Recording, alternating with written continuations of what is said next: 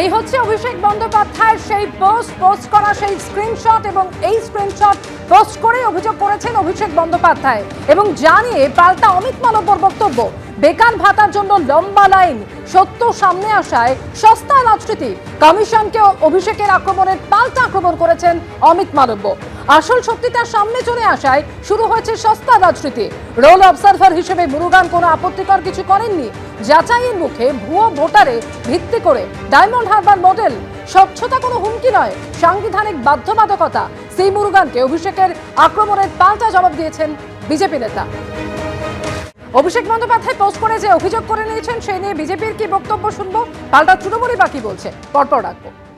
অভিষেক বন্দ্যোপাধ্যায় বা মমতা বন্দ্যোপাধ্যায় এই দুজনেই চেষ্টা করছেন এসআইআরটাকে যেন তেন প্রকারে বন্ধ করে দেওয়ার জন্য। এসআইআর বন্ধ হলে পরে ওনাদের কি লাভ হবে নিশ্চয়ই বুঝতে পারছেন আপনারা। এখন যা লিস্ট বেরোচ্ছে, আমি যা দেখতে পাচ্ছি, কোনো জায়গায় 10,000, কোনো জায়গায় 15,000, কলকাতার সিটগুলোতে তো আরও বেশি বেশি করে নাম বাদ পড়েছে। আমার কাছে খবর এলো, যেমন এটি হিসেব করে দেখা গেছে, ব্যারাকপুরে প্রায় 50,000 ভোট ছাপ্পা মেরেছে গত লোকসভা নির্বাচনে তৃণমূল কংগ্রেস। তাহলে এই ছাপ্পাটা যদি বন্ধ হয়ে যায় তাহলে ব্যারাকপুর লোকসভা নির্বাচন ফলাফলই তো পরিবর্তন হয়ে যাচ্ছে। অভিষেক বন্দ্যোপাধ্যায় চোখে আঙুল দিয়ে দেখিয়ে দিয়েছেন আবার যে কিভাবে সমস্ত আইন নীতি ভেঙে নির্বাচন কমিশন কাজ করছে। সুপ্রিম কোর্ট পরিষ্কার বলে দিয়েছিল কিন্তু এইসব হোয়াটসঅ্যাপ, এইসব ফতোয়া এইভাবে চলবে না। সার্কুলার মানে সেটা সার্কুলার।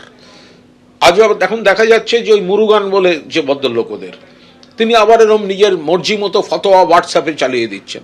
সুপ্রিম কোর্টের রায়কে অমান্য করে এই মুরুগান এবং তার লোকজনেরা তারা এই হোয়াটসঅ্যাপে বিজেপির সুবিধা মতো নানা রকম ফতোয়া ইত্যাদি দিচ্ছে। অভিষেক বন্দ্যোপাধ্যায় এই গোটা সিস্টেমটাতে যে দলদাসের ভূমিকা, বিজেপির দলদাসের ভূমিকা পালন করছে এই নির্বাচন কমিশন, তো সেটা একেবারে ফাঁস করে দিয়েছে। ভোটের আগে এবার মায়াপুরে অমিত শাহ, কেন্দ্রীয় স্বরাষ্ট্রমন্ত্রী, হরে কৃষ্ণ বলে বক্তব্য শুরু করলেন। তিনি বললেন যে কেন্দ্রীয় স্বরাষ্ট্রমন্ত্রী হিসেবে আসেনি, শ্রী চৈতন্যদেবের ভক্ত হিসেবে এসেছি।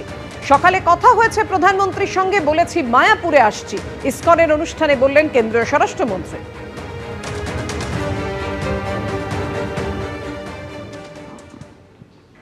देश के सम्माननीय प्रधानमंत्री नरेंद्र मोदी जी जोड़े के साथ बात हुई थी। मैंने उनको कहा कि आज मैं सरस्वती ठाकुर महाराज की 152वीं जयंती में मायापुर जा रहा हूं। उन्होंने बड़े मन से और भाव से आप सभी को हरे कृष्ण कहा है।